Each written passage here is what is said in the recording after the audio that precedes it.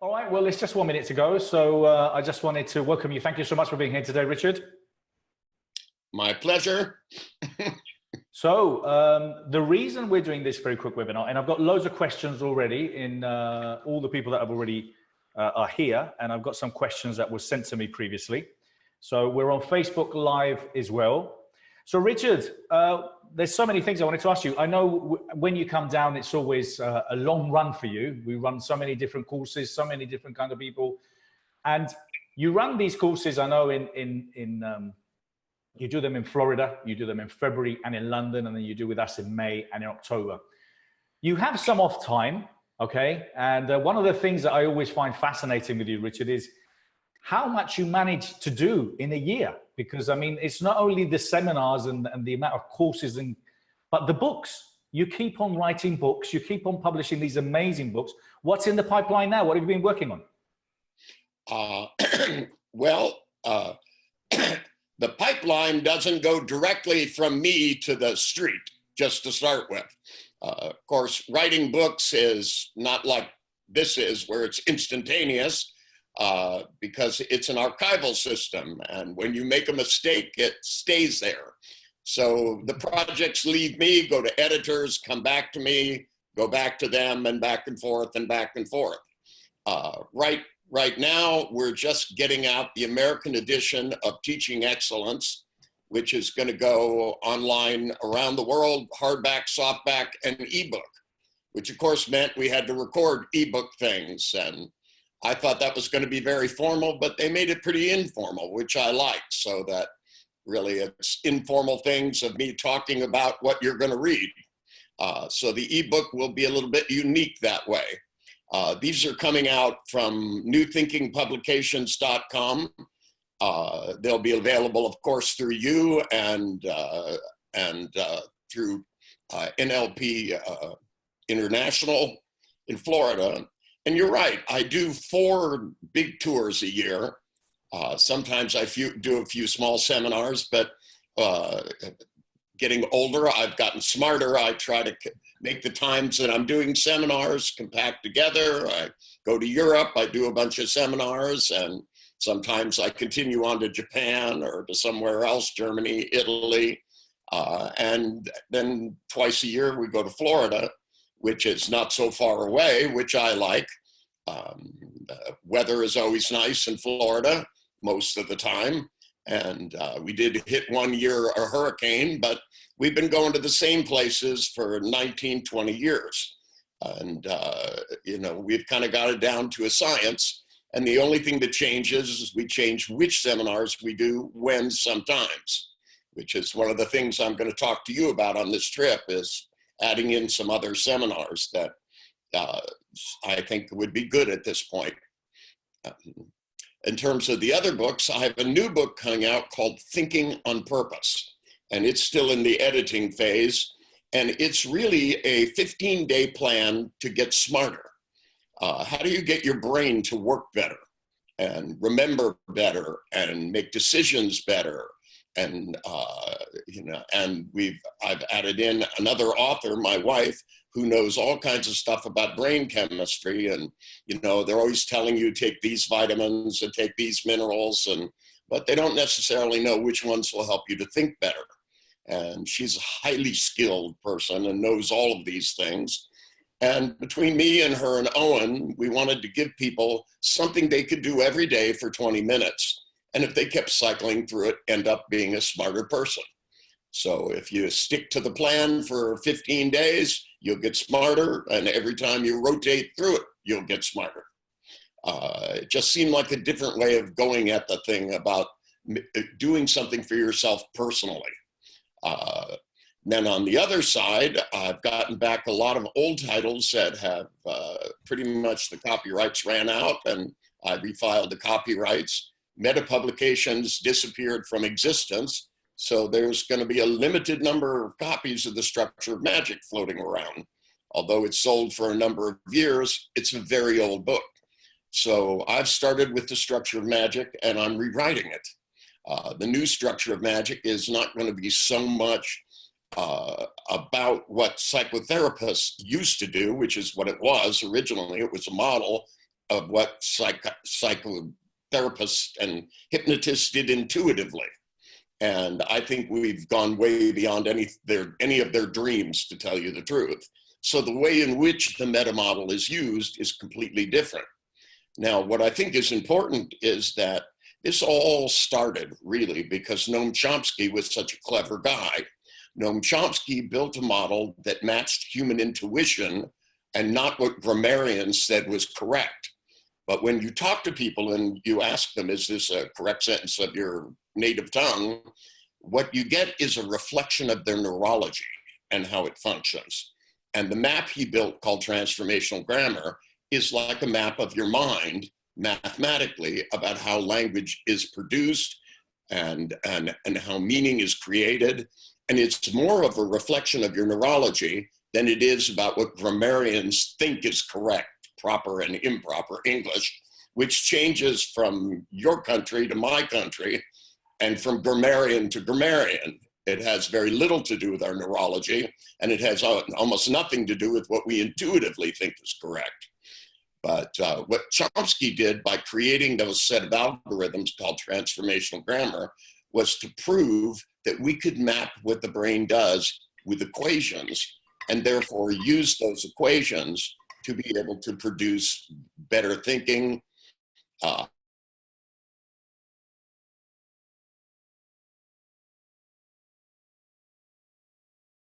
and when have similar structures. And I think it follows our neurology. It certainly doesn't follow a theory. Are you getting that? Yeah, it just froze there for a minute, but we got it. Can you hear me?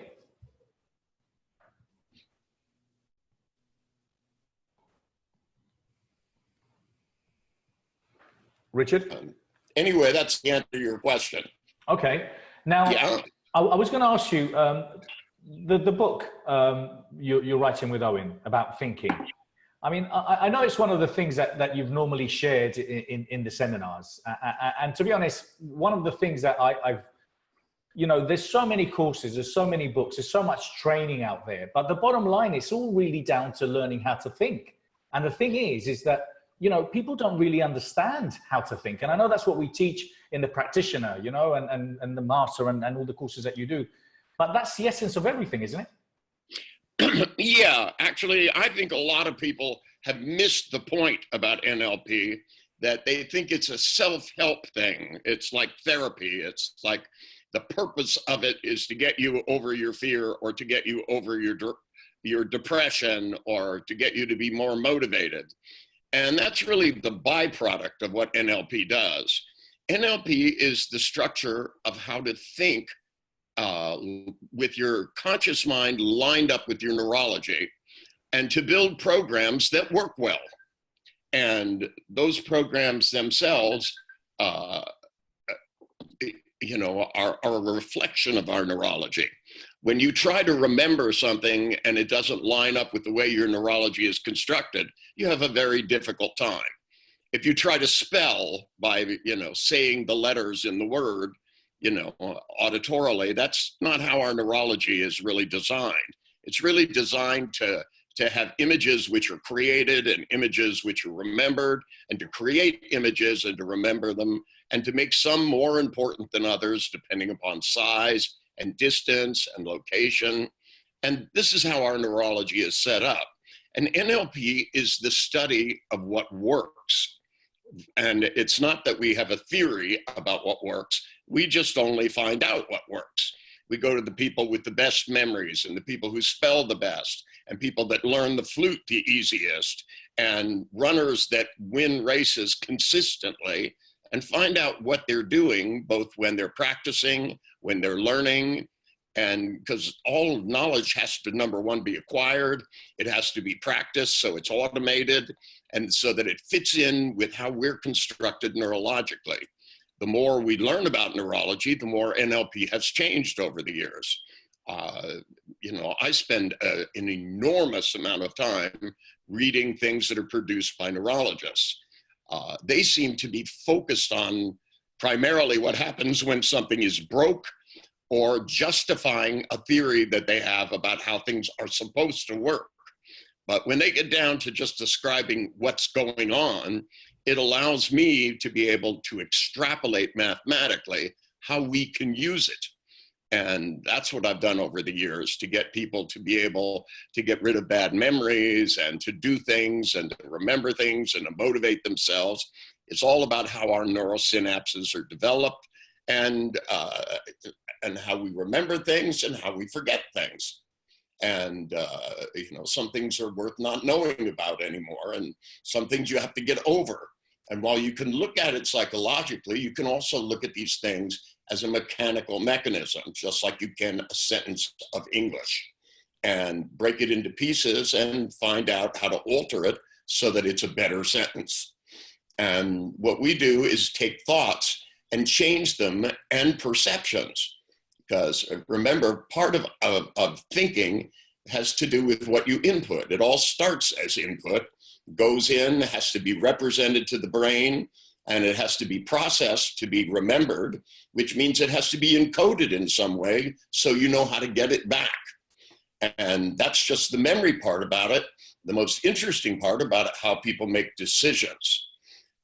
For example, one of the things that I like that I do in London that I really don't do here in the United States is what you call the masterclass. And I think the masterclass is really interesting because of the people that are there. And, most of the people that go to that, spend that day with me are extremely good decision makers, and they're very successful. They run businesses, they make decisions not just about themselves, and not just about their families like most of us, but about the lives and the futures of all of their employees and their products and how they're going to do marketing and a lot of the things. So I get a different kind of question and a different kind of thinker. So it gives me the chance to both explore their mind and find out how they think well, and also very often point out where the likely blind spots will be, because it's very hard to think about your own thinking. And that's why I try to tell people NLP is not really self-reflective. Don't use NLP to understand yourself. That's what psychology is for. Psychology is about understanding, and neuro-linguistic programming is about doing things better. It's, a lot of people think if you understand what's wrong, then somehow or other magically your problems will get solved. We don't happen to believe that. We happen to believe that you got to see new things, hear new things, think new things, because if you change the way you think, it'll change the way you feel, and therefore it will change what you're actually capable of doing and the quality of it. Perfect. Thank you so much. And we'll talk more about the masterclass, which is on the 8th of May. It's a last minute thing that we've managed to put together in one of the days that Richard is here. Richard, I've got loads of questions, people asking questions. We've got people from Dublin. Someone said, someone's from Canada. Why aren't you going to Canada? Well, we'll talk about that later. But there's a great question here from Andre. He says, what is the one question you wish people ask you, and what is the answer to it? Well, to start with, I don't really sit around wishing people would ask me questions. I get so many of them, and typically the best ones aren't ones that I thought of. That's what makes them good questions. So his is kind of a trick question. Okay. To me, one of the things that I wish people ask more often, I don't necessarily think it's the best question, but it's a much better question, is where they should focus their learning for neuro-linguistic programming. And I really believe that most people focus on the formulas and getting stuff that they can do with their clients because they need it. How to get over a phobia, how to do this, how to do that. And what they don't focus on is the real interesting stuff, which is all about learning. And they're not taking their ability to elicit strategies and going out and finding really talented people and finding out how they do what they do and writing about it. Quite frankly, I can't do everything myself. I'm rolling up on 70 years old. I think people need to start taking NLP a little more seriously and using their skills to really produce a body of knowledge that's about expertise.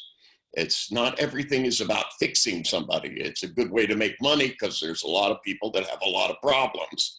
And, but it shouldn't be the focus of what we do. The focus of what we do, I've always used the clients and the seminars to pay for going and getting new information, because I think it's not commensurate for me to have ever gotten my funding from the government. It always has strings attached to it, and my taxes are high enough personally anyway. I don't want the government paying for stuff. I think it makes more sense for us to raise money by being successful and then spend some of that money finding the people that have special talents and finding out how they work.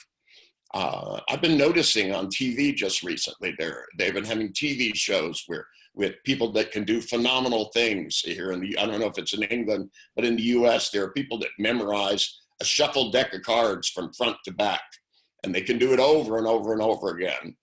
There should be somebody when they walk off the stage that finds out not only how they do it, but how they systematically learned it, because almost all of them said they were somewhere and sat down and started doing it a couple of cards at a time, but they're doing something inside their head. They're able to make 52 separate pictures and put the cards in the pictures and hold that image still. They have a way of doing it which allows them to make big still pictures that they can construct and then remember at will. Whether those pictures are moving pictures or one big still picture, these are the things that neurolinguistic programmers should be asking. And we shouldn't just be asking about the skills that make a good rocket scientist or a good mathematician or a good musician or a good artist, because I think in art school, they should teach 20 art strategies and let people make something better. Progress has always been based on people's ability to take what exists now and to build upon it.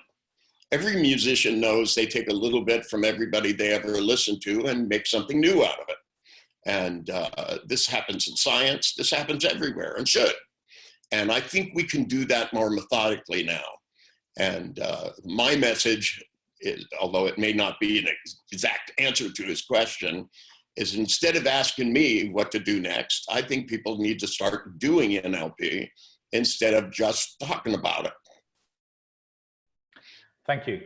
I've got a question here from Jane. She was asking, what are the best ways of keeping and strengthening sense of humor, considering how much bullshit and bad press is out there?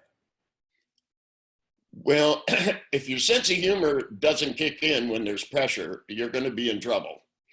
That we just make better decisions when we have a sense of humor about stuff. It gives you the ability to have strength over time. And I think it's neurochemical, that when I talked to the people that had been locked away in prisons, concentration camps, when I wrote the book, The Secrets of Being Happy, the surprising thing is the people that got damaged by events versus those that came out of it in relatively strong states of mind. It's not that they went in strong, by the way, it was that they came out stronger people, seemed to be the ones that had a sense of humor about it. Because, there are certain things you can control in difficult situations and some things you can't control. And rather than make yourself feel worse than you need to, we've been given the ability to have self-reflection, to make jokes about it because it gives us chemical relief. Endorphins, serotonin, oxytocin, different neurotransmitters that allow us to think our way out of difficult situations and plan. Because most people who do well over long-term suffering do well because they decide what they're going to do when they get out of it. They make the plan more important than what's going on around them, and they work towards it. And oddly enough, it's the same formula used by most of the people I've met that are billionaires. That they have to do incredible amounts of hard work. Some of it very lonely work, especially now when people are coding and things and making apps and websites and things, that it's not necessarily that doing it is fun, but getting closer and closer to their goals, they feel better and better and better. And they make jokes about their life, when they sit there, eating pizza and living off, living in their parents' garage for however long it takes. And the next thing you know, they end up owning a company like Amazon or Facebook or something like that. But, it's not being the billionaire that's the important part. It's having the tenacity, the determination to get through very difficult things. And this is what our neurology provides us, the ability to see humor in difficult situations, because it makes us smarter. It makes us better survivors. Depressed people don't have a tendency to look beyond now. Somebody asked me to talk to a teenager that had tried to commit suicide. And, when I asked him, I said, well, I said, here you are, you're 16 years old and you're ending your life, right? And I said, which is crazy because I'm 70 years old, and at 16, I had no idea what my life would be. So you don't know what life you're giving up.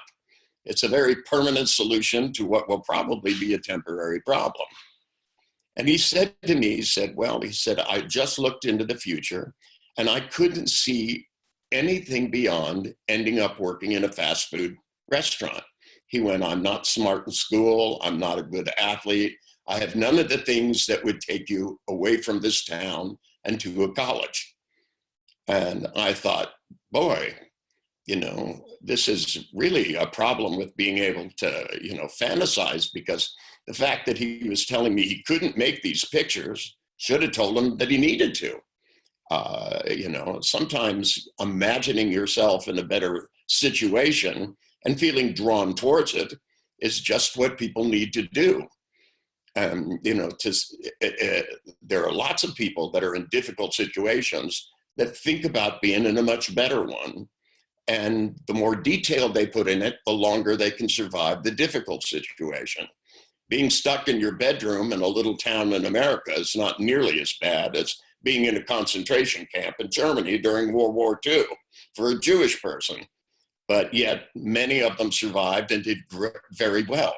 Some of them got out and never really got out because they thought about it every day for the rest of their life. And, it's not that one is good or bad. One just functions better than the other. And, one of the things we need to teach our young people is twofold. One is how to imagine themselves out of where they are and how to work for it. You don't drive down the street in America anymore and see a kid mowing a lawn. We used to work all the time for things. And, they passed child labor laws, and, and we have a lot of illegal aliens, and you could try to figure out whose fault it is. But, every parent should realize that there's something important about desiring something, even if it's just a bicycle, a computer, or a game cartridge, and working really hard, knowing that there's something better on the way. Nobody likes scrubbing sinks. Nobody likes mopping floors. That's not the point. The point is you like doing the work because it's going to get you where you want to go in life. And when you have that attitude, then it grows in you like anything else. It allows you to look beyond where you are now. Because if you can't look beyond where you are now, then depression becomes the biggest screen you're looking at. And that's a real waste of mental energy. Talking about the mind, there was a question here from Carol saying, how can we improve our mind? How can we think better? What are the best ways to do that? Best ways? Well, I don't think we know the best ways yet, but we're finding them out. You can always make your brain better by making it more precise. Tesla, who invented more stuff than anybody else, built a set of tools in his head that were exactly like the tools on the outside. There was a micrometer, and he built one in his head. There was this. And then he would build motors. And when he built those motors, he'd build one in his head exactly the same, run them for a week, and then take both the real motor and the one in his head apart until they matched. Now, this is somebody that wanted to think very precise in an age that was very mechanical. But, most people act like thoughts happen to them. rather than it's something you do on purpose. And the more you think on purpose, the more you remember on purpose, the more you know about your own thinking and other people's, the more you stand a chance of using your neurology in more ways to make yourself successful, happy, and smarter. The idea of IQ tests is that if you know certain facts, you're smart. Some people came to me from the Mensa Society because a lot of people call me a genius, but according to the people at the Mensa Society, I am not, because I have not memorized the brushstrokes of painters from the 15th century, and nor will I ever have the time to do that. I'm a busy guy. And I'm sure there are many people that are very, very smart that aren't Mensa smart. And I asked the guy from Mensa, who was giving me the test, I said, he was a young guy. I was young at the time. I was probably 27, 28 years old. But I looked at him and I said, how many dates have you been on this year? And he blushed and he goes, I don't really date. He goes, and then he came up, he said, I can't find girls that are smart enough. I said, there's none in Mensa? And he went, well, he goes, that's not really the kind of thing we talk about there. Excuses, excuses, excuses. So being smart at one thing doesn't mean you're smart at everything. He was smart at Mensa things, but maybe not smart at life. And I find this is true. There are some people that are smart when it comes to mechanical stuff, and I'm not particularly. It doesn't interest me. But, there are some people that are great painters of abstract art and some people that are great painters of realistic art. And some people can do both. You want your brain to work better, then you try things that you don't know how to do and you get better at them and find out how they influence what you do know. One of my favorite things about bookstores, as long as they still exist, because it's something you can't do in Amazon, is go by and go into a section that you've never been in and try reading stuff that you would never read. Because you can pull off 8, 10 books and read a little bit of each one until you find something that clicks with you. And, I have a tendency to read things. I don't really spend a lot of time in the psychology section. I read a lot of science stuff. I read all kinds of different things about all kinds of different science. And then I'll go and study astrology or astronomy or something else. I'll go through a magazine stand, a big magazine stand. I'll take magazines from almost every section and read something about it, because it's all about people in the end. It's all about how somebody is thinking about something. And some people are better at that than others. I do like reading interviews. The problem is most interviewers just ask the same questions over and over again. That's what makes something like this interesting, because people don't ask me, where is NLP going? And every reporter would. NLP is not alive. It's not going anywhere unless one of us takes it there. I had someone here asking about, can NLP help in the early stages of Alzheimer's? I would guess so off the top of my head. Other than my mother, I haven't had a lot of experience with Alzheimer's. I do know things about how it physiologically deteriorates and things like that. And with my mother, I could never talk. I had difficulty discerning what was, mental deterioration and what was stubbornness on her part. But later in her life, she began to forget things. And, to me, I always tried to find a way to get back before wherever she had forgotten it and bring it up. That, if the more we learn about how memory works, the more we're going to be able to keep more of it. Lord knows at my age, I forget stuff a lot more than I would like to. But you take a look at people who have great memories. It doesn't necessarily mean they'll remember everything. But I have a feeling they'll have a lot less Alzheimer's, because every neuron you use, and the more you build up cortical networks that all do the same thing, the better off. If you've only got a few networks or a few million networks that do something, it's less likely that it's going to function for a long time than something you have billions of networks to do. You know, it's amazing. You look at some musicians that have played their whole life and they're so crisp and clear and they're playing, and, you know, and they can't find the car keys. But, you know, this is going to happen to all of us until they figure out something more clever physiological to do. But see, to me, NLP is where, if it concerns you, you should be looking at the difference between what people do to think clearly and to remember things clearly, both short and long-term memory, and how they function neurologically, and try and come up with better ways. It's just something that I haven't spent a lot of time looking at. Who knows, maybe in the next 10 years, I'll have a greater need. Well, let's hope not. I don't think you will. And Richard, just the last question I've got here, just because you're a mathematician, there's someone here says they've got fear of learning maths. How can they overcome it? Like any other fear, I suppose. Well, yeah, I mean, it's, you know, it's not like math will bite you. Is it addition that scares them, division, or do you have to start multiplying, or is it just numbers? Let us keep in mind, I asked my grandson when he was here, because he goes to a very sophisticated, now modern school, something Google or Microsoft or somebody owns the school, and he's only in high school, and they don't write anything down. And I said, you don't write anything? And he said, except math. He said, we have to write math down with numbers, and everything else is typed on their computers and their little, you know, pads that they give them at school. And to me, you know, numbers are a different thing. And you have to get used to them and become familiar with them and realize it's a language. If you're going to speak arithmetic, you have to know how it works, and you got to build it in. And, you know, in fact, if you're having trouble with math, there's a lot of good strategies in teaching excellence. I know it's written for elementary school, but some people need to go back through it and build those machines in.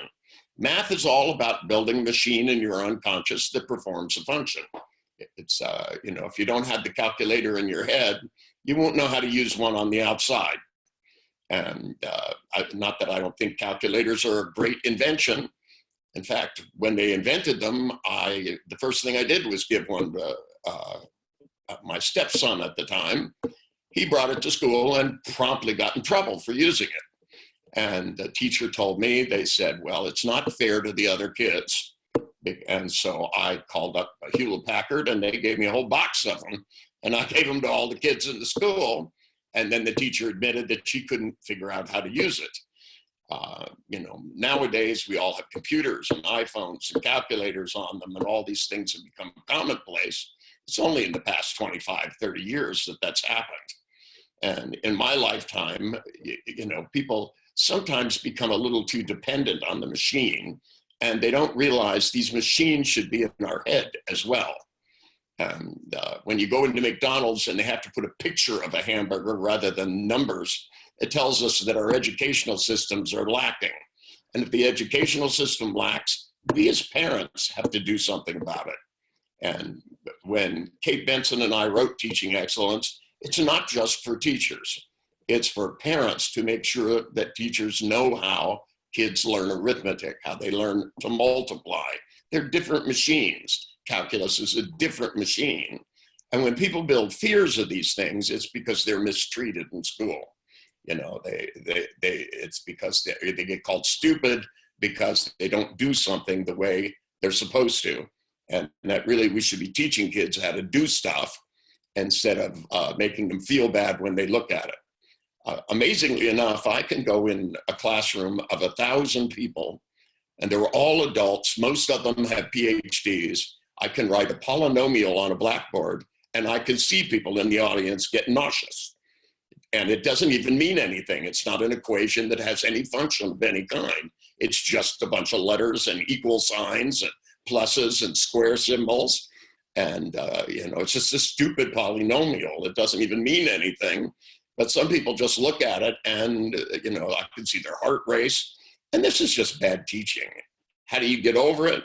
By realizing that it's stupid to feel that way and going back and training yourself to do these things correctly. Well, thank you everyone asking all these questions. We've got loads of questions coming in, but obviously we can't ask. I'm just going to, this is the last one, I promise, because we've got a bit more to ask Richard.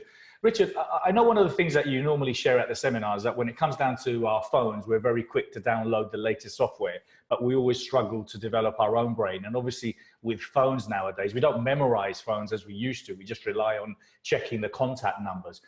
Do you think we are using our brain more or less? And what percentage would you say? Because I know there's different kinds of stats of what percentage of our brain are we actually using? Well, I wouldn't say that to start with, because just to use your phone is not all that easy. And we're just using it for different stuff. Rather than memorizing the phone numbers of people we really know, we now have a phone list that's really long. And given that you have the cloud, you don't even need to write it down anywhere unless that cloud ever collapses, in which case you'll wish you kept your Rolodex. One of those things, you know. But we depend upon technology to do certain things, but then we have to learn to use the technology. So I don't think we're using less of our brains. I think the world is moving faster, so we're getting lots of instant communication. The trouble is that we're so fixated on this technology that we're missing really important things that people used to pay more attention to, like how to read people. Somebody was giving technology phone lessons to my wife and literally said to her, she said, people of my generation are uncomfortable for the most part with face-to-face communication. We would rather just text. But man, 80 to 90% of the meaning of words is nonverbal. It has to do with tone, with gestures, with facial expressions.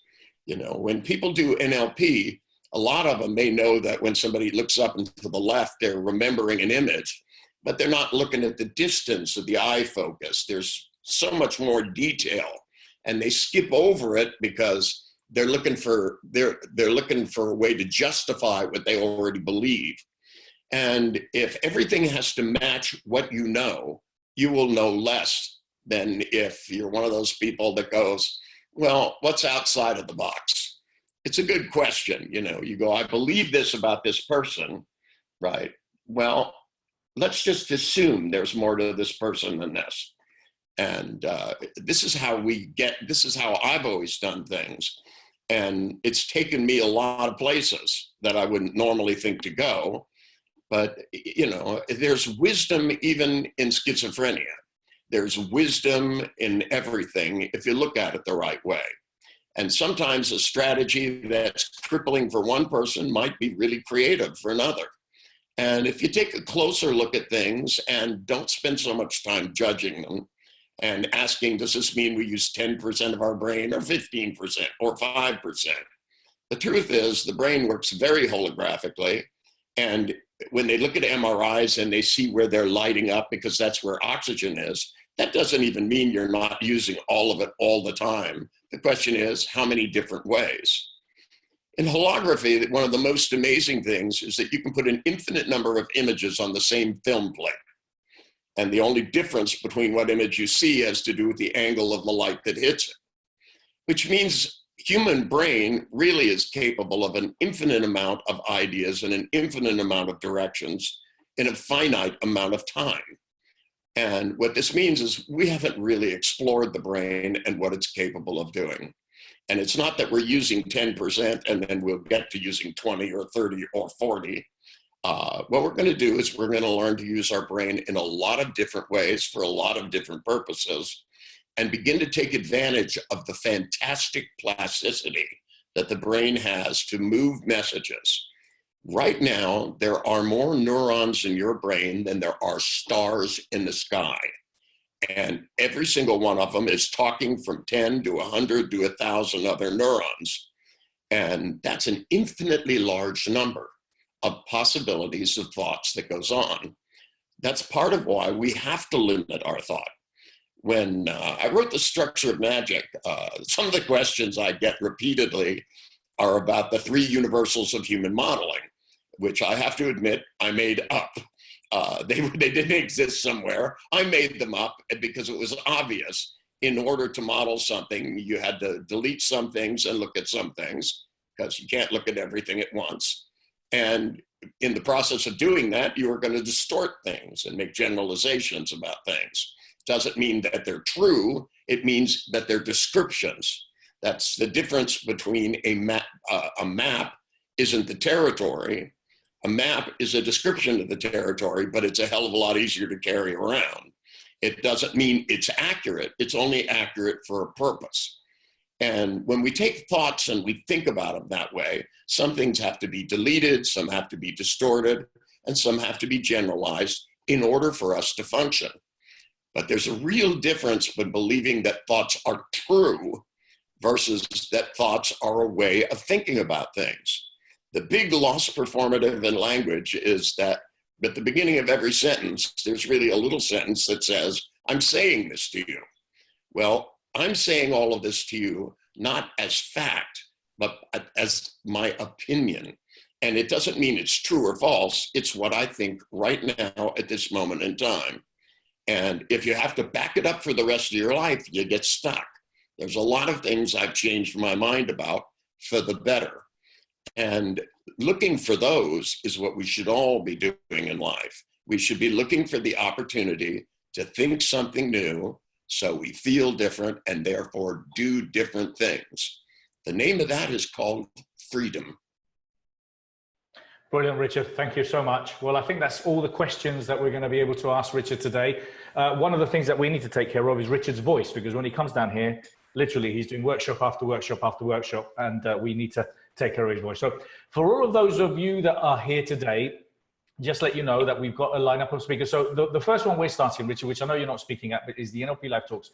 But the reason you've spoken at the event several times, and what it is I provide people that have been trained by us, master practitioners, trainers, to come and share kind of their take on how they're using and applying NLP. Two of the speakers that I have, I've got Kate Ross, we've got Ruth Carter, we've got Tom Phillips, who was at the mentorship program, he's speaking there. I have Calliope, who's going to be speaking about golf, and we have Kate Benson. Now, Kate Benson is going to be talking about strategies. And I know you were talking about it, but obviously the Teaching Excellence isn't only about, teaching or educators or schools. It's simply strategies. It's so important, isn't it, Richard? And that's what Kate's going to be talking about. This is Friday night? This is Friday night. Yeah, Friday, yeah. It's on my schedule, but I'm not speaking at it. Well, you are welcome to come along. We would love to have you there. It's Friday. It's on the 4th, it's the 8th. Well, I don't know why it's on my schedule if I'm not doing it. Well, listen, don't worry. You're speaking then. It's the 4th of May, NLP Live Talks. So I wanted to talk to you about Kate and obviously the book that you've written, but she's going to be talking about strategies that can be used and applied, because I know you talked about it and I know we've run a lot of courses about it, but strategies are so important, aren't they, when it comes down to... Well, to me, of all the things that have been done so far, I think it's probably the most important book about NLP, because it focuses on how you use strategies instead of going back. There's a lot of things about helping children with different problems and stuff, but the focus of the book is on learning strategies and how you elicit them, how you install them. And even though it's written for teachers, who I think need them more than anybody, because teachers are really in a quandary right now.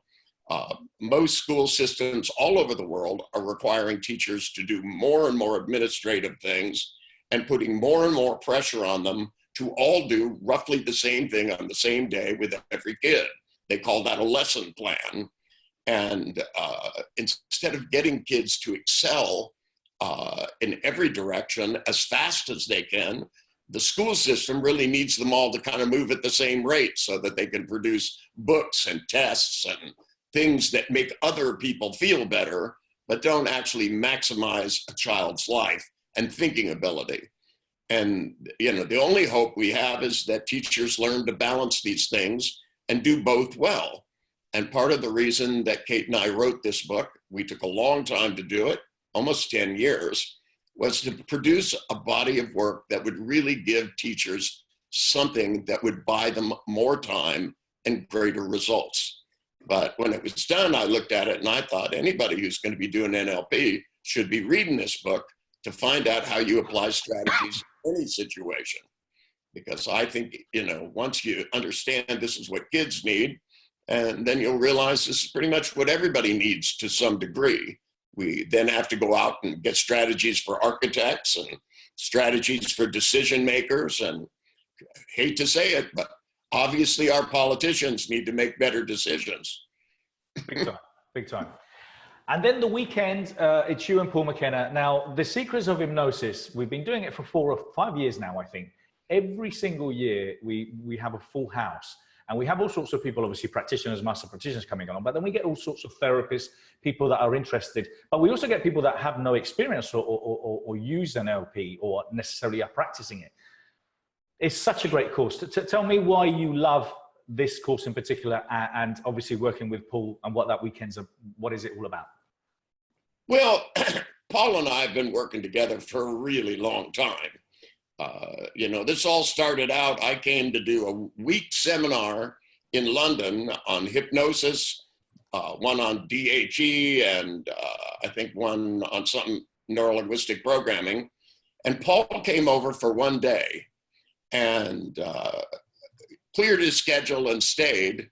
And he was one of the better students that I'd ever had. He did every exercise with everybody and kept doing it until he got it. It just clicked with him. And since then, it's been like a contest, We like to get together and see how fast we can get people to learn how much. And it's almost like a race. We get together, decide where we're going to go. And it seems like every time we do it, we get more done than the time before. It's not that hard to learn to put people into an altered state. To be a really skilled hypnotist takes a long time, but to get the process started and to get pretty good at it, something you can do in a few days. And altered states is not about controlling somebody else. It's about controlling your own thoughts. And, to me, all hypnosis is really self-hypnosis. You want to compel somebody to do something, you use a gun or laws. Or the police department or crowd control. But, all of us are constantly going into altered states in order to do things and having greater control, controlling your heart rate, your blood pressure, your ability to remember things, how to change how you feel about things, all the things that hypnotic states offer you. And there's more than we can present in 2 days, I'll tell you that. But it gives people a doorway into all the things that are great, especially for the people that have done a lot of meditation and things like that, and guided fantasy. It gives you ability to do those things and to direct that to accomplish things in your life. I remember years ago going to transcendental meditation and sitting there, doing it and spending most of the time questioning if I was doing it correctly. And realizing that this altered state wasn't unfamiliar to me. It's just that I was used to going into altered states with a plan and getting some stuff done. It's used for pain control. It's used for so many things. And the other thing when Paul and I get together is we try to make it fun, because it should be.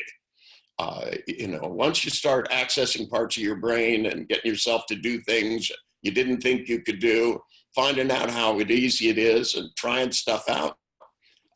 We have a lot of fun. It's almost like a 2-day party, if you ask me. It is, and it's very, very, very practical. From moment one, they're both teaching amazing techniques, so that basically you start practicing on each other. Now, you were talking about the masterclass. Now, for those of you, I've got many highlights. Okay, I can sit in obviously the workshops. I can sit in Richard's seminars. That's one of the perks. But one of the things I love when I obviously Richard comes down is we talk about all sorts of things, like we're having this casual conversation now. And this is kind of where the whole idea of the masterclass came, was say, how cool would it be if we could get like-minded people to sit around a room and a table throughout for the whole day, and we could ask random questions. So we haven't done the masterclass in a few years.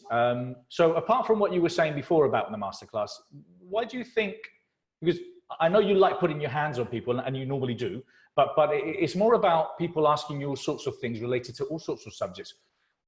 What's your thoughts on the masterclass? Well, my thoughts are, when you take a room full of people and a large percentage of them have some desperate problem that they're trying to get over, it's real different than when you take very successful people. And it's not that it's different in nature, it's all about problem solving, but there's a kind of sophistication and practicality to people who have been more successful.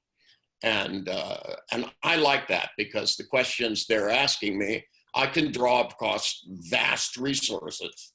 I've worked with the military, designed training programs for intelligence agencies, people in the space industry, and a large number of Fortune 500 companies.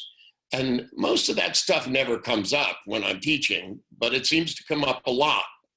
I spend a lot of time doing body work. Some of these people, function at such a high level that they neglect the fact that you have to take care of yourself while you're doing it. And, some of them,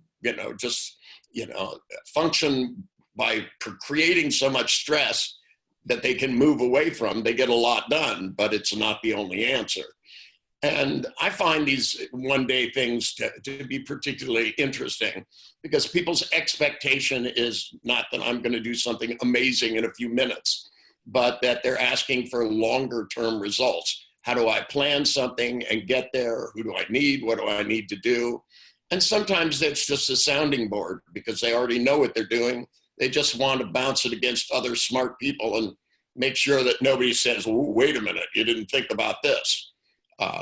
So I find it's a fascinating day, and I always enjoy when we do it. It's a little bit longer day than I'm used to, but I enjoy it because it's more interesting. Perfect. And then, Richard, we do the master prac and the prac. So the master practitioner, for those that are there that have done the practitioner with us, what's, apart from the mastering NLP, what is different in comparison to practitioner? I remember when I thought, am I going to learn that much? Oh my God, did I learn so much more? Well, it is my opinion that people should do more than one practitioner course. And part of the reason we do the master prac the way we do is there's a lot of specific skills you learn. When you go through the prac course, you're really learning a lot of formulaic things. That if you do this, this happens, you do this, this happens.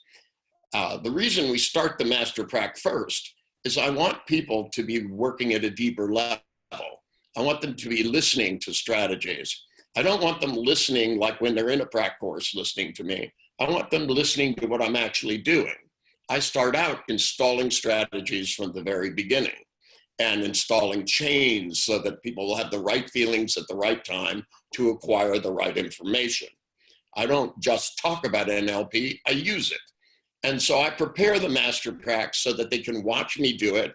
And then we split them apart and we teach them more strategies. We teach them about, learning strategies and motivation strategies, decision strategies and convincer strategies, and how they all function and interact with each other. And hopefully they come out of there doing lots of elicitation. And then when the practitioners arrive and start through their practitioner course, they have people there so it doesn't become two people trying to do the same thing at the same time. They have the chance to really help somebody to acquire information better and to find out about how they're motivating themselves. So while they're doing the same exercise that somebody else is, they're doing another exercise at the same time. And then we meet with them in the afternoon and find out what they learned from it and try to develop real, intense, sophisticated NLP skills. Thank you, Richard. And then, then we start with the practitioners. Now, I know a lot of you have come, maybe you've done an intro, maybe you did Get the Life You Want, maybe you came in through Secrets of Hypnosis, or you read the book, but I mean, the proof's in the pudding. Richard has trained tens of thousands of people. He's got probably close to 700 institutes now. Haven't you, Richard? Yeah, I don't really count them. Some are coming, some are going, some are big, some are small. They're in countries where I don't speak the languages, so I'm not actually sure what they're doing. But they do have requirements. They come every 2 years to get recertified. so that whatever's new in the field, we do look at what they're doing, because it's not just important what they're doing, it's important how they're doing it. And, you know, I don't want governments putting standards on people, because I'm not looking for universality, I'm looking for excellence. Those are two different things. And we try to get people, when they go through the practitioner program, to get a certain basic foundation of knowledge. They have to have certain language skills and certain hypnotic skills and certain NLP skills and certain formulas, so that they can deal with a certain level of things. And when they go through it the first time, it's like Mr. Toad's Wild Ride. It's a lot of information. So not all of it is going to be put in their conscious mind. Some of it gets in your unconscious mind, and you kind of discover later that you know more than you think you know. And I can be, I know after the years, I remember I did my practitioner, and this, I'm sure a lot of you that are watching this today experienced that. I remember I'm my like late 30s, did not know what to expect. I'm standing in the middle of the room, and I remember on day 2, day 3, I'm standing in the middle and I'm thinking, oh my God, why am I learning this now? You know, it is so essential when it comes down to kind of simply learning how to think, understanding how we all make pictures in our head, how we can, you know, change those limiting beliefs that we had. And one of the highlights that we have in the course is when we do Phobia Day, which is on the penultimate day of the course, where we bring in all the snakes, the spiders, and we stick them in lifts. And it's an amazing and life-changing course. And I know, Richard, I know you've done so many of them, but I know you still get a massive buzz out of them, don't you? Yeah, you play with them. Yeah. Well, remember, it's not just about changing your beliefs. It's when you change your beliefs, you start seeing and hearing more. It's all really about being able to communicate based on what you see and hear, rather than making what you feel distort what you see and hear. Because the more you actually perceive, the more you can actually influence in the world. And everything you do for the rest of your life, personal life, raising children, in your professional life, a whole lot of it's going to have to do with your ability to communicate well, and to overcome what stops you from communicating well, which is mostly nonsense and fears and stuff that you learned that you don't need anymore. And you don't have to analyze it. You don't have to lay on a couch and talk about it for 5 years. Most of what we do gets done in 20 minutes or less. Absolutely. And we've seen it live so many times, and it's great. A great day. Now, we're just going to finish off now. There's a couple of things that some of you are asking. So there's 2 very exclusive programs to work with Richard, you know, and one of them, which we just completed a few months ago, which was the first mentorship program that we did for a year.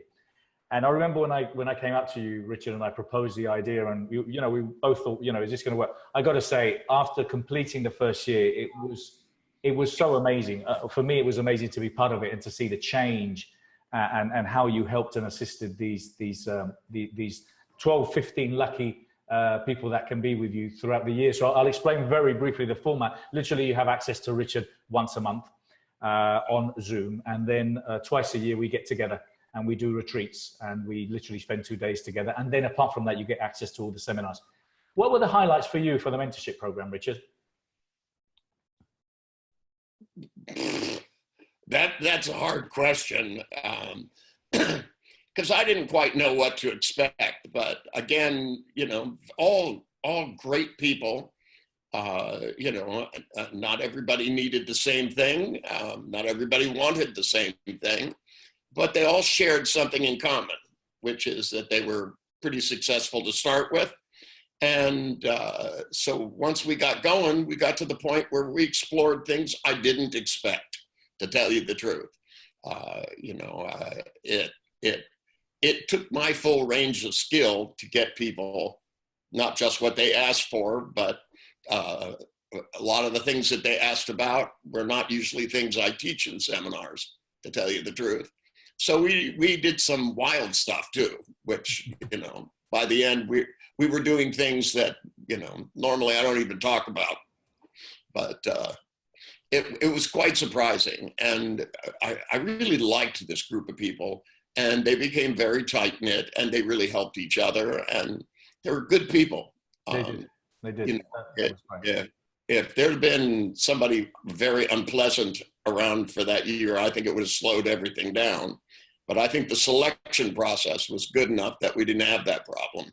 And that it gave us a chance to do all kinds of things, and everybody moved at their same speed, and that everybody got to do as much or as little as they wanted. And some people got to the point where, just the emails alone were more than I could keep up with. But if they had something to say, then I'm willing to listen. Yeah, well, thank you, Richard. I thought it was great, and I love that. I love the group and how tight they all became.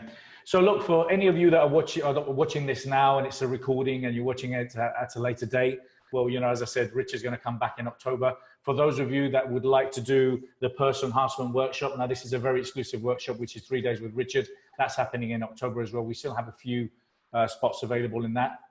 But apart from that, Richard, is there anything else that you would like to share? Well, I'd like to thank everybody for listening to me. I've been talking for 45 years, and it's nice to know people are still interested. Well, listen, we had over 220, 250 people going live, and we pretty much got all of them live here now. So everyone stayed throughout the whole webinar. I want to thank everyone for being here. I want to thank you, Richard, and I'll see you next week. Hopefully you'll clear the weather up by then, because the weather here is beautiful. We're working on it. We're working on it. Take care. Thank you very much. All right. Bye-bye. Bye.